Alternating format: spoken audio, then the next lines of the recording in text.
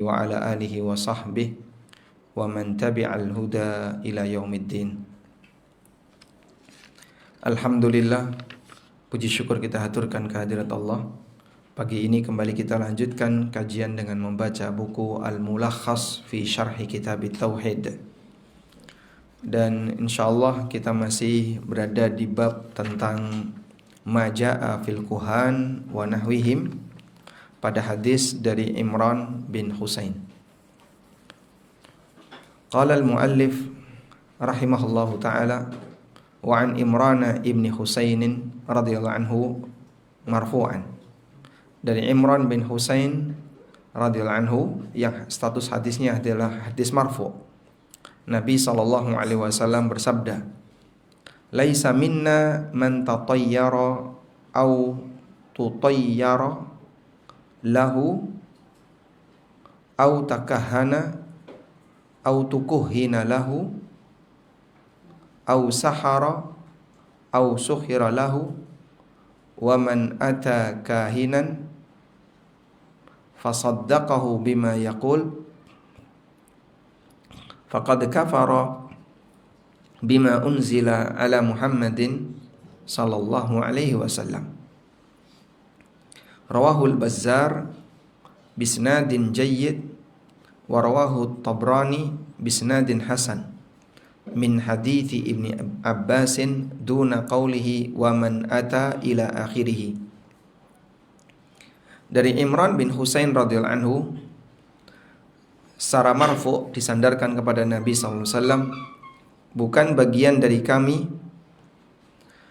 orang yang melakukan tiarah atau tutuyira lahu, orang yang menjadi konsumen tiarah, jadi pasien tiarah, orang yang melakukan praktek perdukunan, au tukuhina lahu, atau dijadikan sebagai pasien dukun, orang yang menyihir, au suhira lahu, atau minta bantuan tukang sihir untuk memenuhi kepentingannya. Wa man ata kahinan, dan siapa yang mendatangi dukun, fasaddaqahu bima yaqul, lalu dia membenarkan apa yang dia ucapkan, faqad kafara bima unzila ala Muhammadin sallallahu alaihi wasallam, berarti dia telah kafir dengan apa yang telah diturunkan kepada Nabi Muhammad sallallahu alaihi wasallam. Diriwayatkan oleh Al-Bazzar dengan sanad jayyid, dan diriwayatkan oleh At-Tabrani dengan sanad hasan dari hadis Ibnu Abbas, tapi tidak ada redaksi wa man ata kahinan ila akhirih. Qala al-Baghawi, kata al-Baghawi, al-arrafu alladhi yadda'i ma'rifatal umuri bimuqaddimatin yastadillu biha 'ala al-masruqi wa makanid dhallah wa nahwi dhalika, wa qila huwal kahin. Al-arraf, kata al-Baghawi, adalah orang yang mengklaim dia bisa mengetahui al-umur, berbagai macam kejadian, bimuqaddimatin, dengan sarana tertentu. Muqaddimah maksudnya adalah sarana-sarana tertentu, yastadillu biha, yang dia gunakan sebagai petunjuk untuk mengetahui al-masruq, barang yang dicuri, wa makanid dhallah, atau barang hilang, wa nahwi dzalika, atau semacamnya. Wa qila huwa, dan ada yang mengatakan itulah definisi al-kahin. Wal kahin, sementara al-kahin adalah alladhi yukhbiru 'anil mughayyabat fil mustaqbal, orang yang memberitakan hal-hal gaib di masa depan. Wa qila, dan ada yang mengatakan alladhi yukhbiru 'amma fid dhamir, orang yang memberitakan apa yang tersimpan dalam hati. Ad-dhamir itu artinya sesuatu yang tersembunyi. Sehingga isim dhamir itu isim yang dia tersembunyi, lawannya isim zahir yang nampak. Wa qala Abul Abbas Ibnu Taimiyah, kata Abul Abbas Ibnu Taimiyah, al-arrafu ismun lil kahin. Al-arraf adalah nama untuk menyebut dukun, atau al-munajjim, atau ar-rammal, peramal, wa nahwihim, atau semacamnya. mimman yatakallamu fi ma'rifatil umuri bihadhihi turuq, yaitu orang-orang yang bicara tentang hal-hal gaib dengan aneka sarana tersebut. Baik. Ini penjelasan yang disampaikan oleh Syekh Muhammad dalam matan Kitab Tauhid. Jadi ada banyak istilah, ada arraf, ada kahin, ada al-munajjim, ada ar-rammal, dan aneka istilah yang lainnya. Itu sama seperti dalam bahasa kita, dukun, tukang ramal, abnormal, orang pintar, orang apa lagi? Ahli nujum dan semacamnya. Ini semuanya sama. Sehingga nggak perlu diperdebatkan apa bedanya antara kahin dengan arraf. Ya, sama-sama orang yang mengklaim hal yang gaib. Sama-sama orang yang mengklaim hal yang gaib. Tapi kalau Anda tanya apa bedanya penyihir dengan dukun, nah itu baru kelihatan. Kalau penyihir itu memberikan pengaruh tapi dengan cara yang samar. Misalnya menyakiti orang dengan cara yang samar, merusak barang orang dengan cara yang samar, merusak hati orang dengan cara yang samar, itu penyihir. Sedangkan dukun dan seluruh turunannya tadi, dukun, peramal, ahli nujum, abnormal, orang pintar, disebut kahin, arraf, munajjim atau ar-rammal, semuanya sama. Itu berkaitan dengan mengklaim hal yang gaib. Mengklaim sesuatu yang gaib. Sudah? Oleh karena itu, bedanya antara dukun dengan tukang sihir apa? Kalau tukang sihir, dia bisa menimbulkan perubahan tertentu pada yang disihir. Bisa menimbulkan perubahan tertentu pada yang disihir. Misalnya apa? Dia bisa membuat orang jadi sakit hati. Bisa membuat orang jadi jatuh cinta. Bisa membuat orang jadi makin lengket. Bisa ngerusak barang orang. Bisa apa lagi?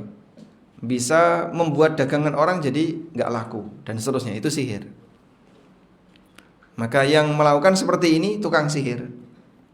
Sehingga yang modelnya diguna-guna, terus disantet, kemudian pelarisan, pelet, kemudian apa lagi?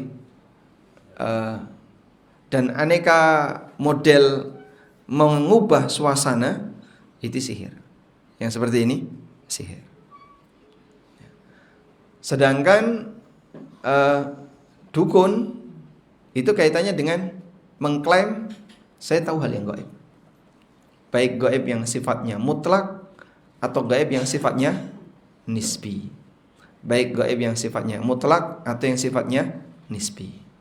Pertanyaannya, dari dua ini mana kira-kira orang punya peluang besar untuk berbohong? Dukun.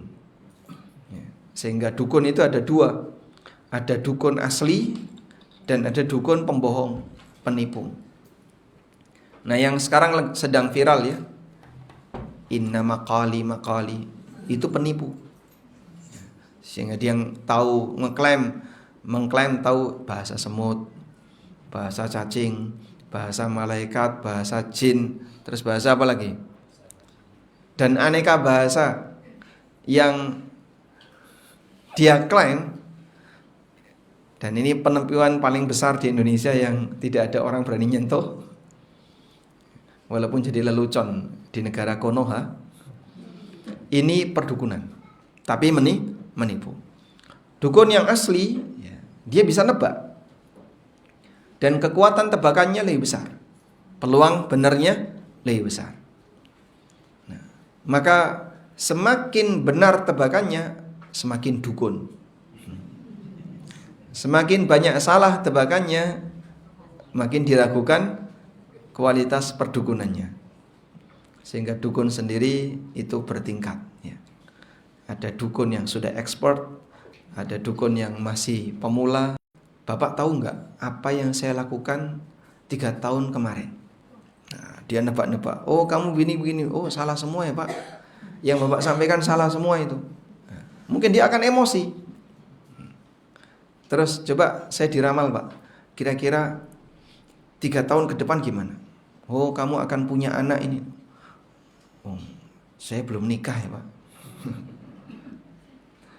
Dan seterusnya. Maka terkadang dia ketika diramal seperti itu, kok dibuktikan salah, akan membuat dia jatuh mental. Ibnu Sayyad diuji oleh Nabi SAW. Inni khabba'tu laka khabi'atan. Aku menyembunyikan satu kata. Coba tebak. Akhirnya dia berusaha untuk menebak. Lalu Ibnu Sayyad menebak dengan satu suku kata. Duh. Yang tersimpan dalam hati Anda adalah kata duh. Kata duh. Dia gak bisa lebih dari itu.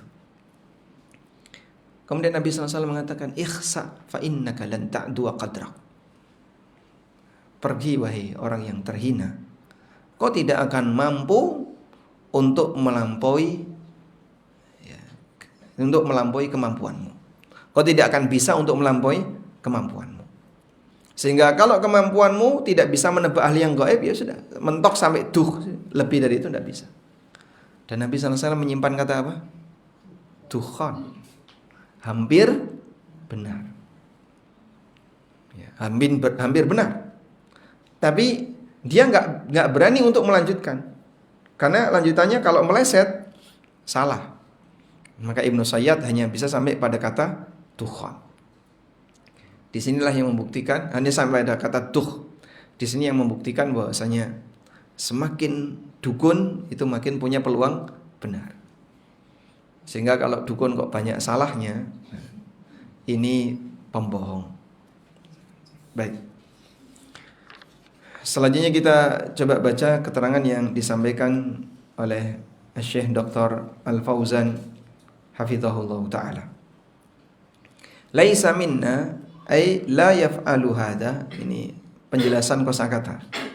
Laisa minna, bukan bagian dari kami. Maksudnya adalah la yaf'alu hadha man huwa min asya'ina al-amilina bittiba'ina al-muqtafina li syar'ina. Bukan bagian dari kami, maksudnya adalah yang melakukan perbuatan semacam ini bukanlah orang yang termasuk di antara golongan yang mengamalkan amalan bittiba'ina dengan mengikuti kami. Al-muqtafina li syar'ina, yang mengikuti syariat kami. Kata laisa minna, kalau secara tekstual menunjukkan keluar dari agama. Bukan bagian dari kami. Berarti bukan bagian dari umatku. Namun untuk laisa minna yang pelanggarannya tidak sampai pada tingkatan kekufuran, ditafsirkan oleh para ulama bukan termasuk amalan orang-orang yang mengikuti ajaran kami. Sehingga diarahkan kepada amalannya. Bukan termasuk amalan orang yang mengikuti ajaran kami. Man tatayyara, orang yang melakukan tiarah, yaitu fa'alat tiarah, orang yang melakukan praktek tiarah. Au tutuyira lahu, atau dia jadi objek tiarah. Maksudnya adalah amara man tutuyira lahu, nyuruh orang untuk melakukan tiarah. Tolong dong saya diberitahu kira-kira pantangan apa saja karena saya mau nikah. Sebentar dulu, tak delok sih. Nek didelok irunge kaya ngene iki. Didelok matane kaya ngene. Dihitung, kamu lahir tanggal berapa? Tanggal sekian-sekian, dihitung. Wah, dihitung wis ketemu. Pantangane kamu tidak boleh nikah di hari Ahad Kliwon, Sabtu Paing, Sabtu Legi, Sabtu Pon, Sabtu Wage. Kentekan dino. Oh, namanya akad nikah kan akhir pekan. Kentekan dino dia. Gara-gara model pitungan tadi. Wa mithluhu baqiyatul alfad. Dan semisal dengan ini berlaku untuk lafaz-lafaz yang lain. Baik.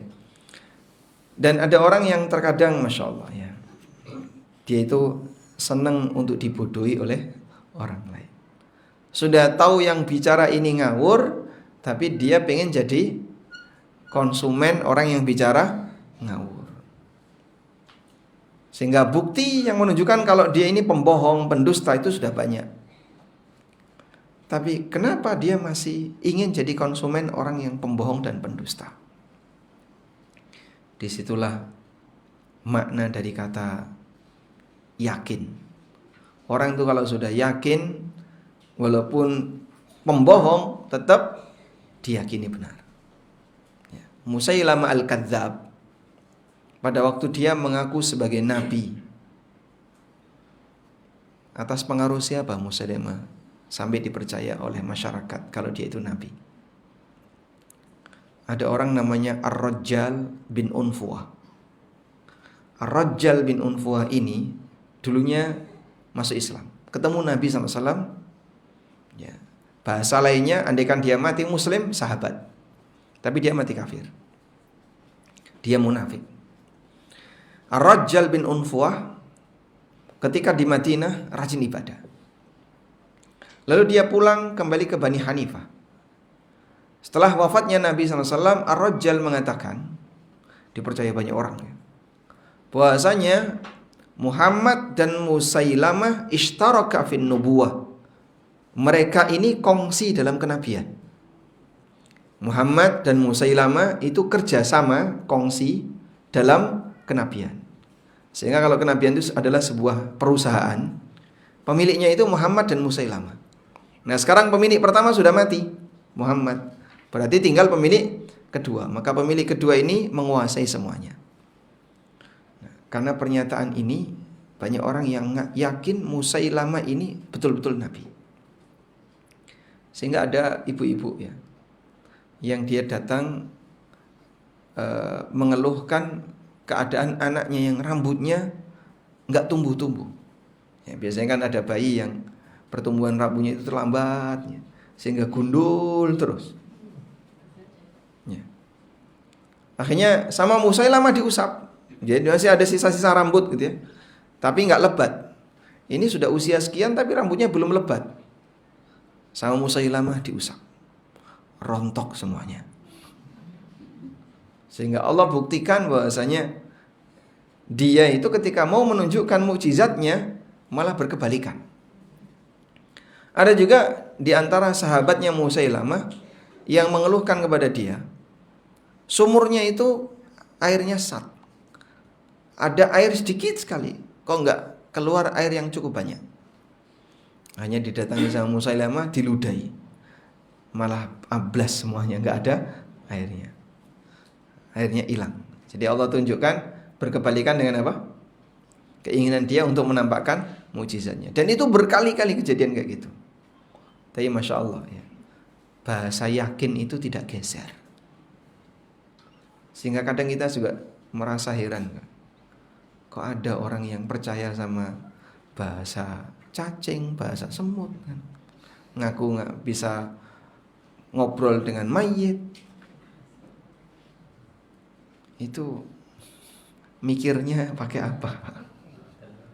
Mikirnya pakai apa? Saya masih heran. Ini mikirnya pakai apa? Kok kalau orangnya sih biarlah orangnya ya. Tapi penganutnya itu, ini mikirnya pakai apa orangnya gitu. Fitrah kita yang melihat kejadian itu merasa aneh. Fitrah kita yang melihat kejadian itu merasa aneh. Kok bisa ada orang yang mau percaya gitu?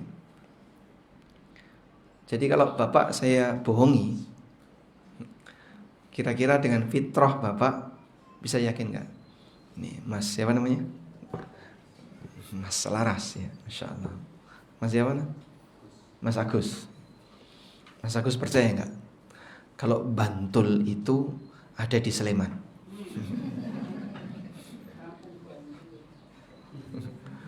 Kabupaten Bantul itu ada di Kodia Sleman gitu. Bingung nanti gimana itu? Anda percaya nggak kalau Yogyakarta ya, itu ada di Papua? Kita mau percaya itu susah ya? Nggak bisa. Gimana saya mau percaya? Jelas bohongnya. Maka kebenaran yang sifatnya aksiomatis ketika dibalik itu orang akan menolak. Ya. Mas, matahari sudah terbit, tapi sebentar lagi mau qomat sholat isya. Kita bisa percaya nggak? Matahari sudah terbit, tapi sebentar lagi mau iqomat sholat isya. Nggak bisa kita menolak, kita berontak. Itulah normalnya orang. Manusia normal dia tidak akan bisa percaya ketika ada sebuah kedustaan yang jelas-jelas bertentangan dengan fitrah dan akal sehat manusia. Baik, sekarang kita akan baca al-makna al-ijmaliyu lil hadis. Tafadhali. Bismillahirrahmanirrahim. Wassalamu ala Rasulillah. Qala al-mu'allifu hafizahullah ta'ala.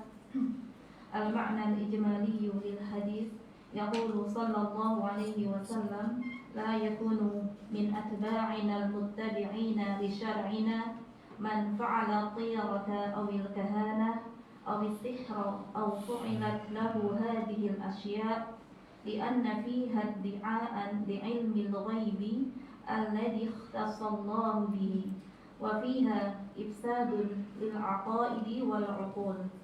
ومن صدق من يفعل شيئا من هذه الأمور فقد كفر بالوحي الإلهي الذي جاء لإبطال هذه الجاهليات ووقاية العقول منها ويلحق بذلك ما يفعله بعض الناس من قراءة ما يسمى بالكف أو ربط سعادة الإنسان وشقائه وهذه بالبروج ونحو ذلك.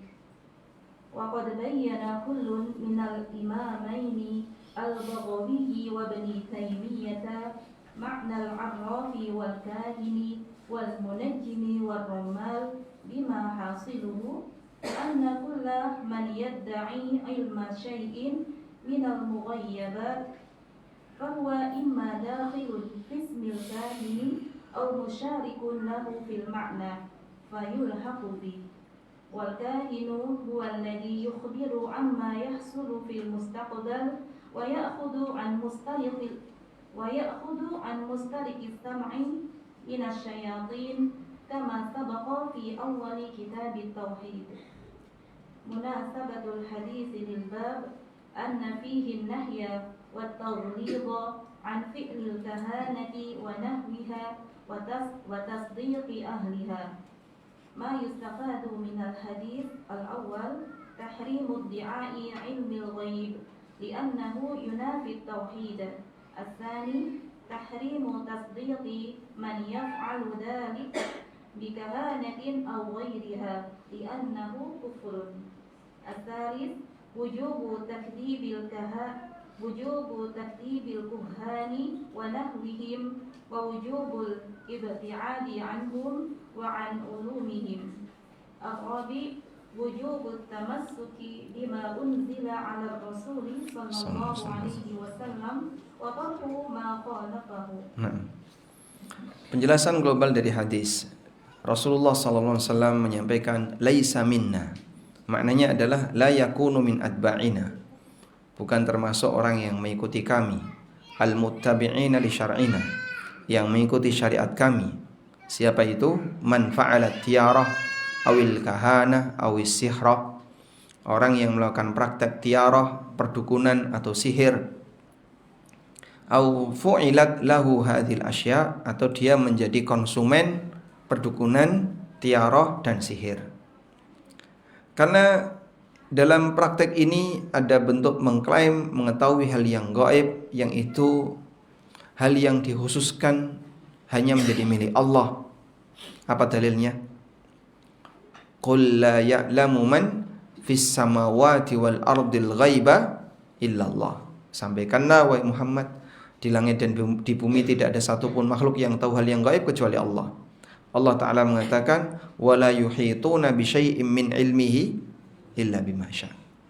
Sehingga ilmu itu salah satu di antara hak khusus Allah. Makhluk punya ilmu diberi oleh Allah.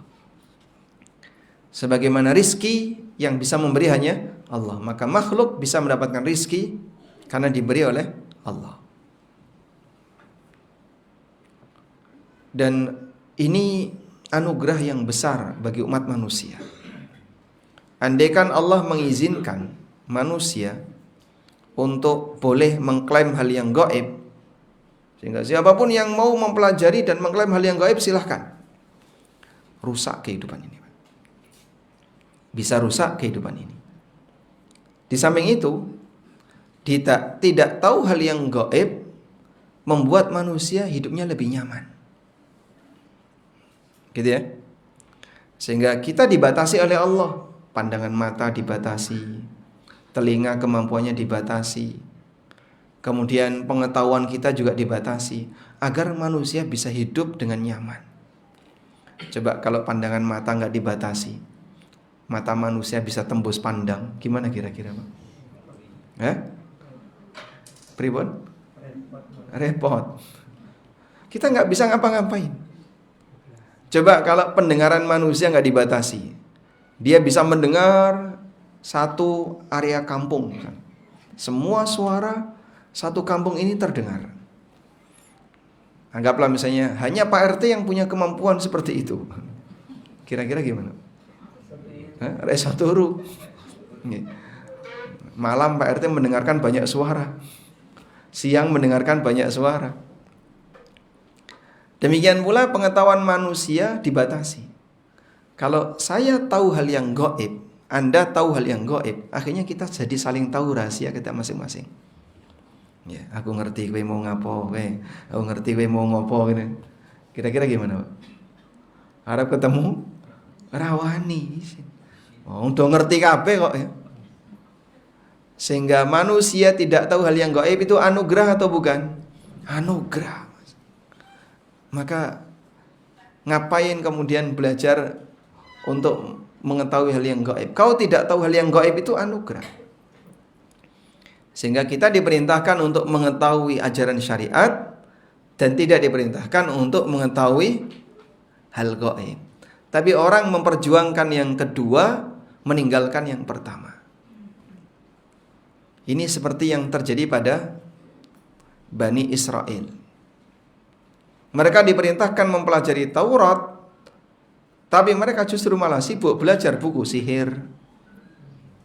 Di saat mereka meninggalkan Taurat, wattaba'u ma tatlu syayatinu ala mulki Sulaiman. Mereka mencari-cari kitab sihir yang katanya oleh setan itu disembunyikan di bawah kerajaan Sulaiman. Akhirnya itu yang malah dicari. Ayo kita cari buku sihirnya Sulaiman. Kalian tinggalkan Taurat malah nyari-nyari buku sihir Sulaiman. Dan mereka nuduh Sulaiman itu punya sihir. Mereka menuduh Nabi Sulaiman punya sihir. Ini sama halnya ada orang yang dia mondok, tapi yang dia cari bukan ilmu agama, tapi yang dia cari ilmu kanuragan. Sehingga alumni pondok ini bisa ngilang, iso mabur, iso mangan ning dhuwur gedang, masyaallah. Mangan ning dhuwur gedang. Bisa apa lagi, Pak? Dan seterusnya. Maka yang dia cari ilmu kanuragan. Dia tidak mencari ilmu agama. Dan sebenarnya fenomena seperti ini sudah lama ada di tengah kaum muslimin. Dalam syarah Aqidah Tahawiyah, Ibnu Abil Iz, beliau itu mengutip keterangan Al-Juzajani ya. Mungkin hidup beliau ya abad 4 atau abad 5 Hijriah. Artinya sudah lama sekali. Al-Juzajani itu ngasih peringatan. Kun taliban lil istiqamah, la taliban lil karamah.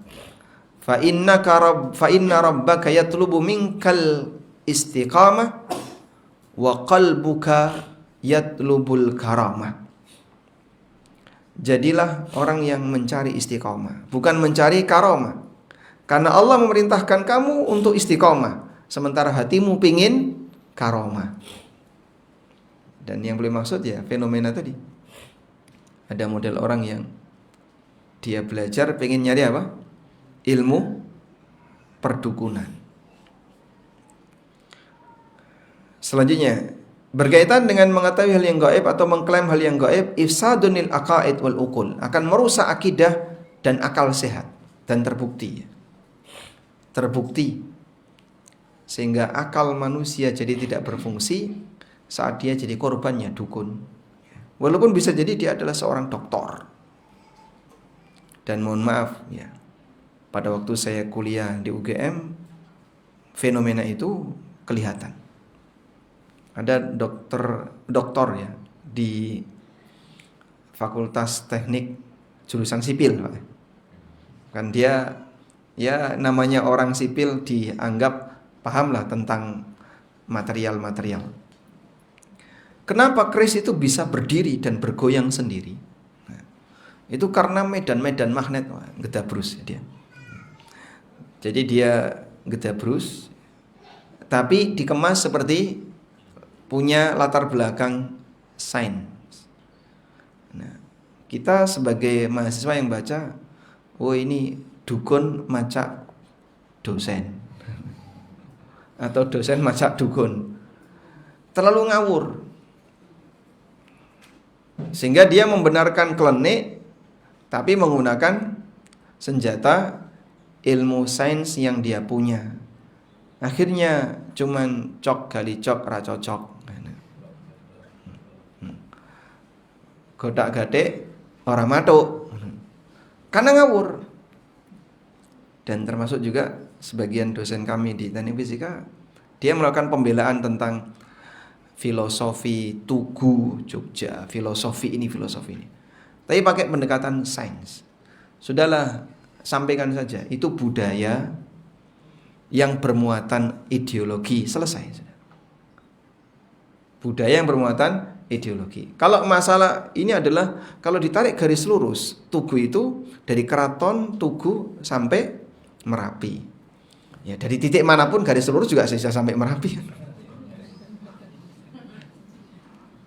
Dari titik manapun kalau ditarik garis lurus juga bisa sampai titik Merapi. Namanya garis lurus. Di rumah saya juga kalau ditarik garis lurus bisa sampai Merapi. Bisa juga sampai masjid ini.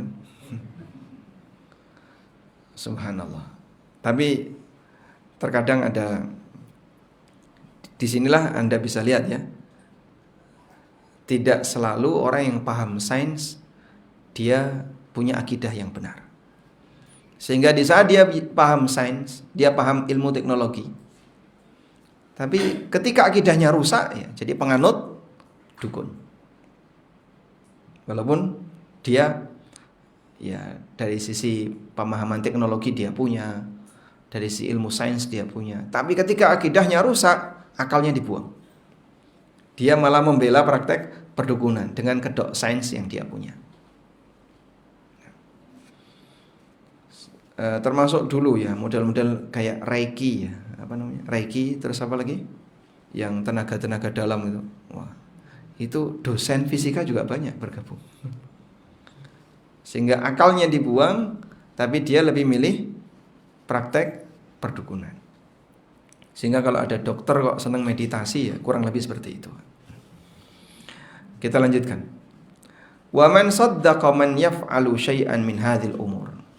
Dan siapa yang membenarkan orang yang melakukan praktek semacam ini, faqad kafara bil wahyi al-ilahi.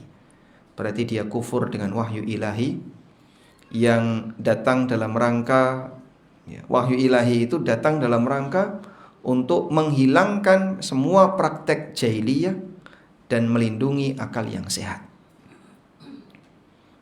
Dan masuk dalam hal ini adalah apa yang dilakukan oleh manusia, dilakukan oleh sebagian masyarakat dengan membaca telapak tangan. Coba telapak tanganmu gimana? Wah, nek kaya ngene iki berarti rajin nyuci. Nah itu. Nah, nek kaya ngene cekelane pacul. Nek kaya ngene cekelane pulpen. Benar enggak kayak gitu, Pak? Hah? Bisa kalau gitu ya. Bisa. Tapi ini apa namanya? Garis-garis tangan. Wah, kok bengkok kabeh ini. Golek sing lurus ora nemu. Telapak tangan Bapak ada yang lurus enggak, Pak? Garisnya.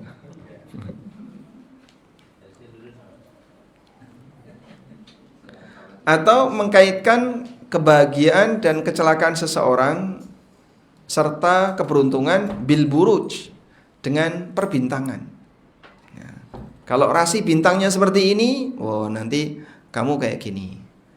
Ya. Ini ada bintangnya Virgo, Leo, dan seterusnya. Wa nahwi dzalik atau semacamnya.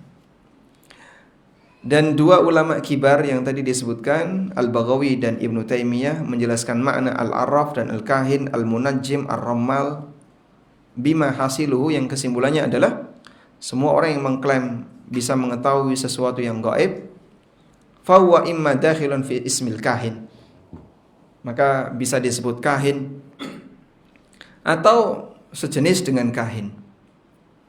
Fayulhaqu bihi, sehingga dia disamakan dengan kahin.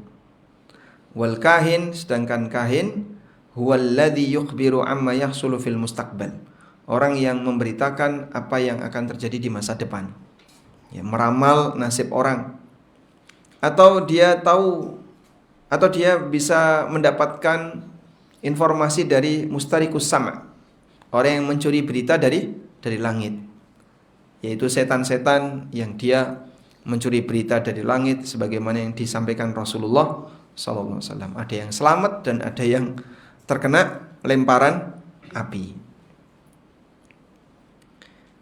Kemudian keterkaitan hadis dengan bab ini, bahwa dalam hadis ini terdapat larangan sangat keras berkaitan dengan praktek perdukunan dan membenarkan para dukun.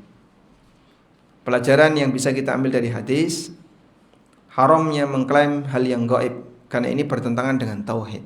Kalau kau mengakui Allah itu esa, kau harus mengakui semua keesaan Allah dalam beberapa hal, dalam semua hal yang menjadi keesaan Allah. Misalnya dalam mengetahui hal yang gaib, memberi rizki, menciptakan, mengabulkan doa, dan seterusnya. Salah satu saja dia tidak mengakui, maka dia telah mencacat pengakuan dia terhadap keesaan Allah. Saya ulangi ya. Semua pelaku penyimpangan akidah seperti ini, yang dia beriman kepada Allah, mengakui keesaan Allah. Sehingga dukun itu juga mengatakan, aku yang ngerti ini Allah itu Maha Esa. Awake dhewe yang ngakoni kalau Allah itu Maha Esa. Baik. Kalau Bapak mengakui Allah Maha Esa, Bapak harus mengakui satu-satunya yang tahu hal yang gaib hanya Allah. Sehingga kalau kamu mengklaim tahu hal yang gaib, berarti kamu mencoba untuk menyamakan dirimu dengan Allah dalam hal mengetahui hal yang gaib. Ya ora kaya ngono piye? Wis cetha kaya ngono. Sehingga ketika dia mengklaim mengetahui hal yang gaib, berarti dia mengambil atau mengingkari salah satu di antara keesaan Allah. Jadi keesaan Allah dalam banyak hal. Dalam satu-satunya mengetahui hal yang gaib, satu-satunya menciptakan, memberi rizki, mengatur alam, dan seterusnya. Yang kedua, haramnya membenarkan orang yang melakukan praktek perdukunan atau semacamnya, li'annahu kufrun, karena perbuatan ini kekufuran. Yang ketiga, wajibnya mendustakan para dukun atau semacamnya. Sehingga informasi di alam ini ada tiga. Satu, wajib kita dustakan. Satu, wajib kita imani, wajib kita yakini. Dua, wajib kita dustakan. Tiga, meragukan. Informasi di alam ini ada tiga. Yang wajib kita imani apa? Semua informasi wahyu. Udah? Kalau dalam urusan dunia, kebenaran yang sifatnya aksioma. Matahari sudah terbit. Aksioma itu nggak butuh penjelasan, karena sudah sangat jelas. Matahari sudah terbit, berarti sudah siang. Itu kebenaran apa? Aksioma. Kita semua di sini punya orang tua, itu kebenaran aksioma. Butuh pembuktian enggak? Coba buktikan secara logis. Jelaskan secara logis bagaimana kamu punya orang tua. Bisa. Ya tidak perlu. Karena sesuatu yang sudah pasti jelas tidak perlu pembuktian. Bagaimana mungkin kita terlahir kalau nggak ada orang tua? Baik. Yang kedua, informasi yang wajib didustakan. Itulah informasi dukun. Semua informasi dukun wajib didustakan. Walaupun ada peluang benar ya. Karena dia mendapatkan berita dari siapa? Setan yang mencuri dengar dari langit. Yang ketiga, berita yang diragukan. Nah, berita yang diragukan itu yang tidak masuk pada pertama dan kedua. Maka untuk yang ketiga ini, kalau valid silahkan diterima. Kalau nggak valid boleh ditolak. Nah, untuk yang ketiga ini ada yang diizinkan oleh Nabi SAW untuk menceritakannya, tapi tidak boleh diyakini dan tidak boleh didustakan. Beritanya siapa? Bani Israel. Berita Israiliyat. Hadithu an Bani Israel wala haraj. Silakan kalian ceritakan berita dari Bani Israel wala haraj, tidak ada beban dosa. Dalam riwayat yang lain, idza ja'akum an Bani Israil syai'un fala tusaddiquhu wala tukadzibu. Kalau kamu mendengar berita dari Bani Israel, jangan dibenarkan, jangan didustakan. Wa qulu amanna billahi wa bima unzila alaina. Dan ucapkan aku beriman kepada Allah dan apapun yang Allah turunkan. Baik. Anehnya begini Pak. Saat kita dialog dengan konsumen dukun tadi, bolehlah saya sebut budayawan. Budayawan di negara ini itu rata-rata konsumennya dukun. Saat kita berdialog dengan para budayawan, mereka yang percaya dengan ucapan dukun, tapi ketika kita sampaikan hadis Nabi SAW yang secara logika tidak bisa dijangkau, mereka ingkari. Logika dia berbunyi. Paham? Jadi misalnya Nabi SAW bercerita tentang kejadian akhir zaman. Besok akan ada tanda kiamat ini. Oh, kok bisa mas? Mustahil itu. Secara akal kan tidak masuk akal. Kowe percaya dukun nggak pakai akal, ini hadis tiba-tiba akalmu nyala. Disitulah hawa nafsu. Sehingga di sini dia pakai akal, di sini dia nggak pakai akal. Mohon maaf ya. Para pemuja kubur itu,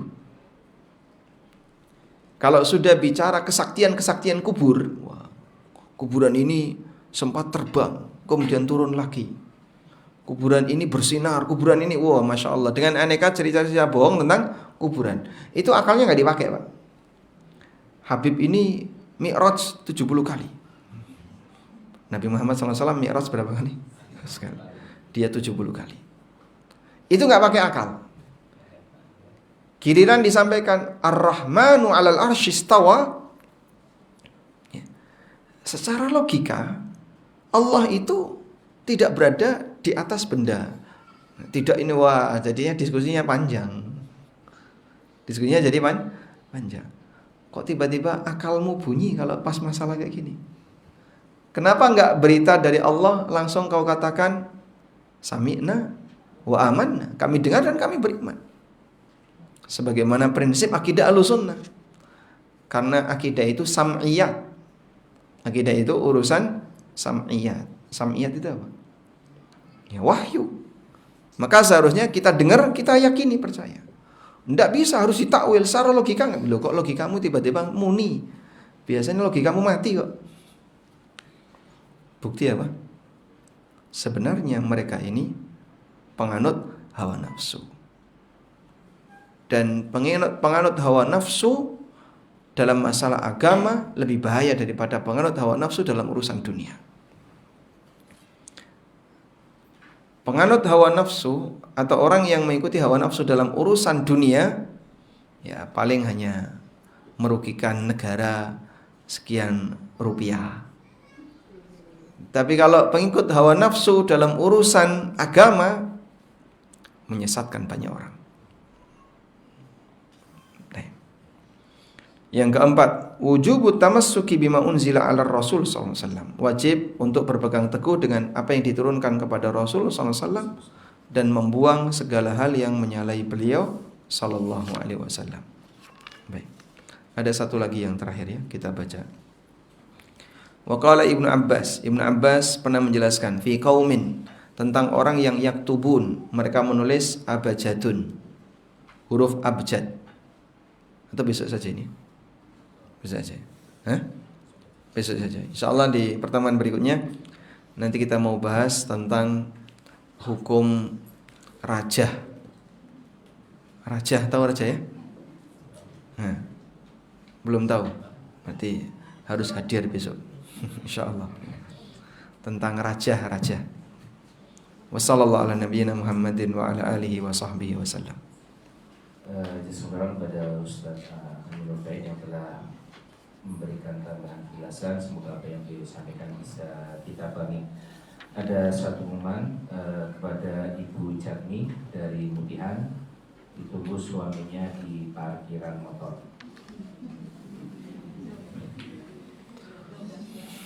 Ada pertanyaan, Ustaz? Bismillahirrahmanirrahim. Assalamualaikum warahmatullahi wabarakatuh. Waalaikumsalam warahmatullahi wabarakatuh. Waalaikumsalam.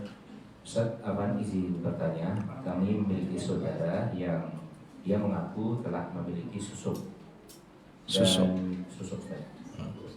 Kemudian keluarganya meminta agar beliau menghilangkan atau mengambil susuknya.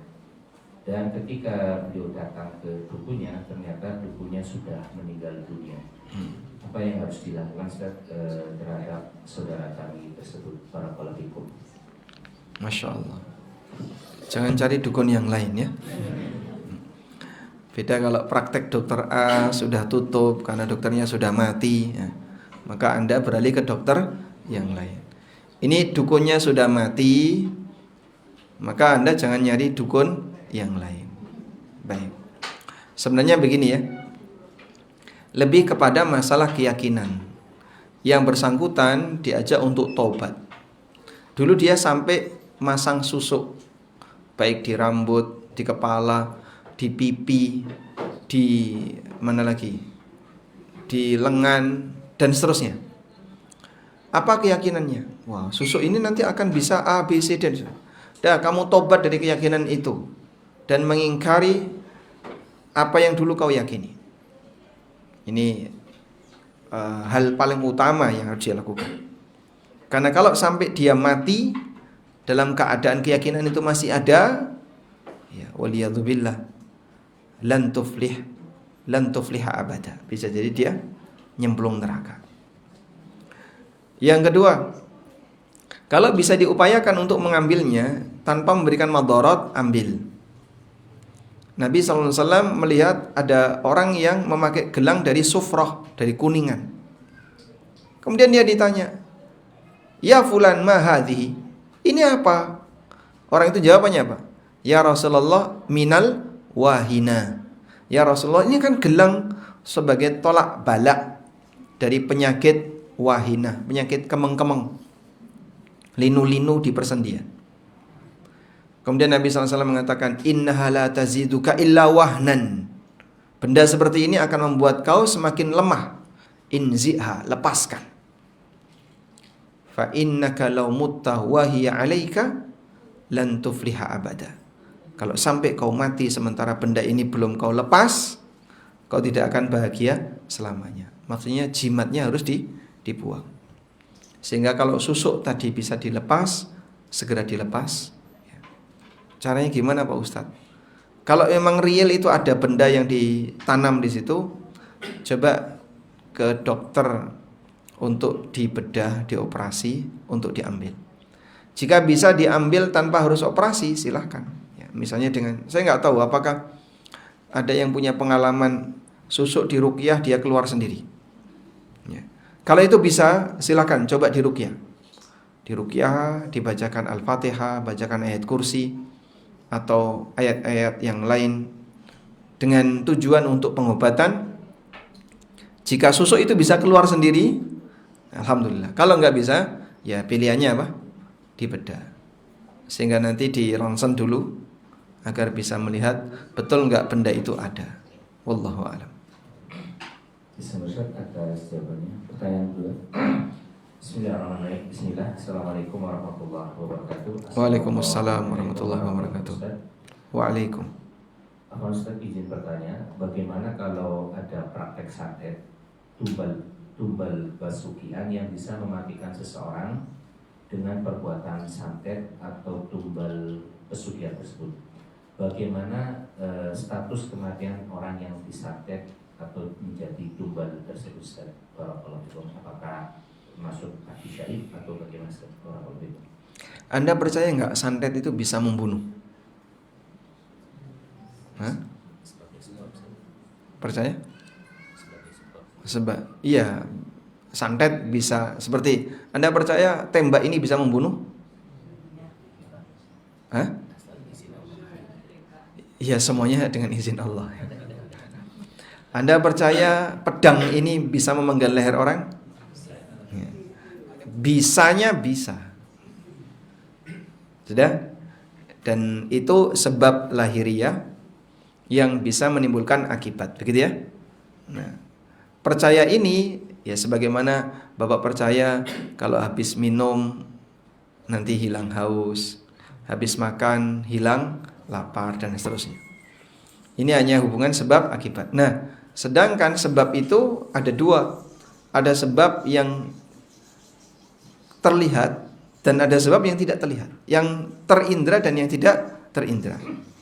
Yang tidak terindra itu ada dua. Saya ulangi ya. Sebab yang tidak terindra diyakini sebagai sebab karena berangkat dari keyakinan. Sebab yang tidak terindra itu ada dua. Yang pertama diajarkan oleh syariat. Yang kedua yang tidak diajarkan oleh syariat. Nah, yang diajarkan oleh syariat ini boleh, seperti ruqyah. Kok bisa Pak? Orang di ruqyah awalnya demam, tiba-tiba turun demamnya. Atau orang yang kesakitan dintup kalajengking, di ruqyah sembuh. Ya. Itu pakai serum apa Pak? Ya nggak pakai serum. Pakainya surat. Ya. Surat Al-Ikhlas, Al-Falaq, An-Nas, surat Al-Fatihah. Tidak menggunakan serum untuk mengobati orang yang terkena sengatan binatang berbisa tadi. Kok bisa Pak?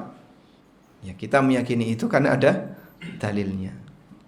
Tapi kalau tidak ada dalil, maka keyakinan ini berangkat dari budaya. Kalau tidak ada dalil, keyakinan ini berangkat dari budaya. Ini lihat, jimat kaya ngene iki iso marakno pesugihan. Ya. Barang kaya ngene iki iso marakno apalagi bisa menimbulkan A, bisa menimbulkan B. Kenapa dia yakin itu? Karena ideologi yang salah. Nah, ideologi yang salah inilah yang ditolak dalam agama. Ideologi yang salah seperti ini yang ditolak dalam agama. Gitu ya? Oleh karena itu dalam masalah ini mungkin yang bisa dilakukan kalau betul ada yang melakukan guna-guna seperti tadi sehingga usahanya jadi gagal dan seterusnya. Jika ketemu benda santetnya segera dirusak. Kalau ketemu ya. Kalau nggak ketemu Pak, ya coba dicari. Kalau ketemu benda santetnya dirusak. Sebagaimana Nabi SAW pernah disantet oleh siapa? Yahudi, Labid Al-Aqsam. Sehingga karena beliau disantet sampai beliau sakit. Padahal beliau seorang nabi. Dan ini untuk membuktikan bahwasanya nabi itu manusia yang punya peluang sakit. Wallahu a'lam. Pertanyaan ketiga, Bismillah. Assalamualaikum warahmatullahi wabarakatuh. Waalaikumsalam warahmatullahi wabarakatuh. Barakallahu fiik. Ustaz, bagaimana jika ada saudari yang percaya hal yang tidak masuk akal, percaya meditasi, mendalami ilmu spiritual sampai menjauh dari teman-teman, meninggalkan pekerjaan, apa yang harus kami lakukan selain menasihati beliau? Ya, menasihati ya sudah. Masalah mengubah dia, kalau kita punya kuasa harusnya memaksa. Kalau kita punya kuasa. Tapi kalau kita nggak punya kuasa, Kita hanya bisa mempengaruhi. Ya. Makanya ya, Allah mengatakan tentang godaan setan.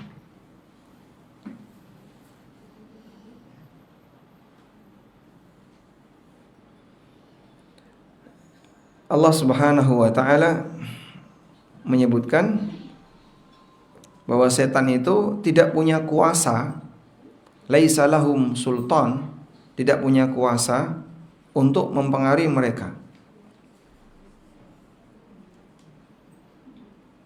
Gimana kalimatnya?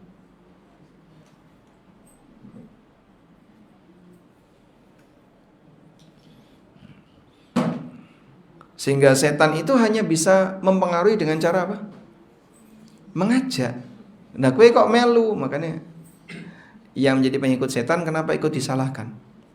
Karena dia diajak ikut. Setan kan nggak nyeret tangan orang. Ini sebentar, nggak saya nggak mau. Ada nggak kayak gitu? Tangannya tiba-tiba diseret, disuruh datang ke tempat maksiat. Nggak ada. Gimana ayatnya? Ada yang hafal ayatnya? Surat apa ini?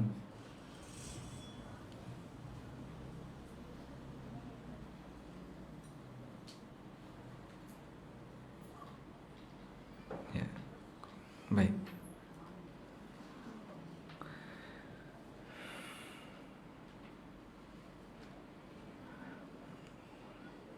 Nggak ketemu ayatnya ya. Saya agak lupa teksnya. Nah, demikian pula pemberi nasihat. Orang yang mengajak orang lain untuk berbuat baik, dia nggak punya kuasa. Saya nggak bisa memaksamu, tapi saya hanya bisa ngasih nasihat kepada kamu. Maka kalau Anda sudah memberi nasihat kepada yang bersangkutan, kok dia tidak berubah, gimana lagi ya? Ya sudah, gimana lagi? Karena Anda tidak punya kuasa. Lain halnya kalau Anda punya kuasa. Saya adalah orang tuanya, saya suaminya, saya apalagi kakaknya, saya atasan dia. Nah, itu bisa maksa. Tapi kalau kita bukan apa-apanya dia, hanya temannya, hanya bisa ngasih nasihat. Wallahu a'lam. Surat Ibrahim ayat 22. Coba kita menuju surat Ibrahim ayat 22. Nah. Mada qala Allah? Allah Ta'ala berfirman, oh yang ini, bukan ini. Surat Al-Hijr. Surat Al-Hijr. Setan hanya memiliki kuasa atas mereka yang menjadikannya pemimpin. Setan hanya memiliki kuasa atas mereka yang menjadikannya pemimpin. Mempersekutukan Allah dengannya. Ayat berapa? Dan mengikuti hawa nafsu. Di sini surat Al-Hijr ayat 42 atau surat An-Nahl ayat 99. Inna ibadi laysa laka alaihim sultan illa man ittaba'aka minal ghawin. Ya. Baik, jadi banyak ayat yang menegaskan itu. Satunya tadi surat An-Nahl ayat 99. Surat An-Nahl ayat 99. Madza qala Allah? Bagaimana firman Allah? Innahu laisa lahu sultanun 'alal ladzina amanu wa 'ala rabbihim yatawakkalun. Innama sultanuhu 'alal ladzina yatawallawna. Maka setan tidak punya kuasa untuk maksa orang, tidak bisa. Jadi orang musyrik itu bukan karena dia diseret untuk sujud kepada berhala, bukan karena dia diseret oleh setan untuk sajen, bukan. Tapi dipengaruhi terus dia ikut. Nah, begitu dia ikut, berarti dia jadikan setan sebagai pemimpin. Karena dia ngikuti setan. Maka ngikuti itu pilihan. Tinggal siapa yang kau ikuti. Pembisik yang baik ataukah pembisik yang jahat. Wallahu a'lam. Ini ada beberapa pertanyaan di dalam materi. Nah, punten. Bismillahirrahmanirrahim. Assalamualaikum warahmatullahi wabarakatuh. Waalaikumsalam warahmatullahi wabarakatuh.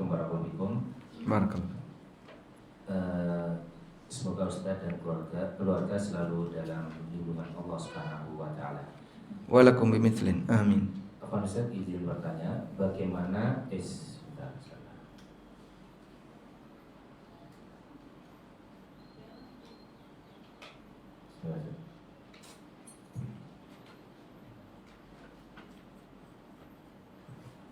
Apa hukumnya penghasilan afiliator yang mereferensikan tiket di TikTok Go atau Traveloka untuk tempat makan-makan, tempat rekreasi, hotel agar dapat potongan harga?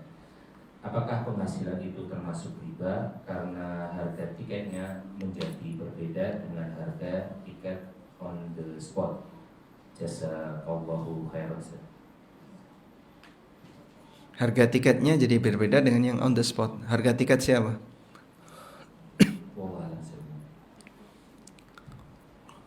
Baik. Jadi begini, kalau posisi afiliatornya, afiliator ini kan berarti dia menjadi wakil bagi pemilik barang untuk turut mengiklankan atau menjualkan. Lalu dari situ dia mendapatkan fee, dia mendapatkan ujroh. Maka syaratnya cuma satu, tidak boleh berbayar. Dan tidak ada syarat dia harus beli dulu. Kamu bisa jadi afiliator saya asal belanja minimal 100 juta. Nah, baru bisa jadi afiliator. Kalau seperti ini berarti menggabungkan dua akad dalam satu akad, akad jual beli dan akad jasa. Tapi kalau tidak ada syarat harus belanja dulu, tidak ada syarat harus bayar dulu, ini boleh. Makanya dipermasalahkan di MLM 2 ini. Kamu kalau mau jadi downline yang memasarkan, belanja dulu. Itu kan menggabungkan apa? Akad jual beli dengan akad jasa. Sudah? Selanjutnya, setelah afiliator ini bergabung tanpa ada syarat belanja, tanpa ada syarat bayar, udah. Lalu dapat, dia dikasih ujroh, boleh. Nah, selanjutnya pertanyaannya, gimana kalau harganya beda? On the spot sekian, kalau melalui afiliator sekian. Harga berbeda itu sah-sah saja.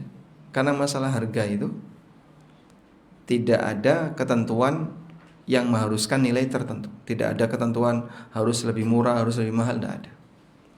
Oleh karena itu, selama di masa penawaran, selama di fase penawaran adanya beda harga diperbolehkan.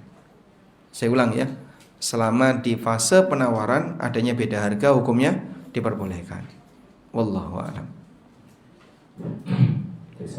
Pertanyaan terakhir, Assalamualaikum warahmatullahi wabarakatuh. Waalaikumsalam warahmatullahi wabarakatuh. Barakallahu fiik. Mungkin pertanyaannya saya ringkas dan perjelas.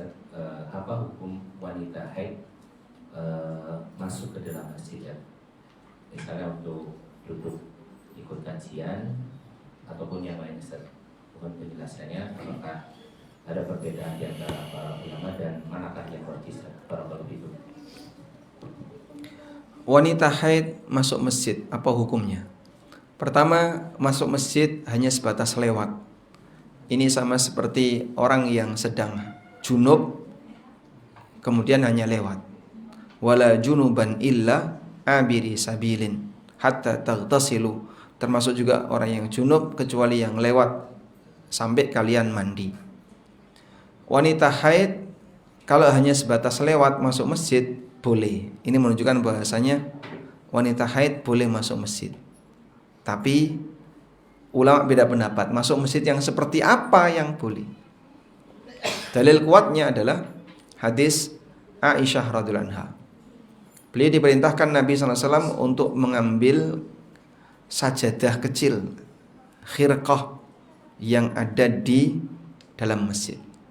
Lalu Aisyah bilang, ya Rasulullah, inni hittu. Ya Rasulullah, aku sedang haid. Kemudian Nabi SAW mengatakan, inna haidataki laisa biyadik. Haidmu kan tidak di tanganmu. Haidmu itu tidak di tanganmu. Ambil saja.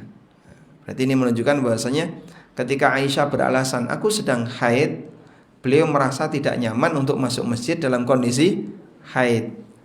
Tapi ketika Nabi SAW menjelaskan, sesungguhnya haidmu tidak ada di tanganmu, membolehkan untuk masuk ke dalam masjid. Paham ya? Baik.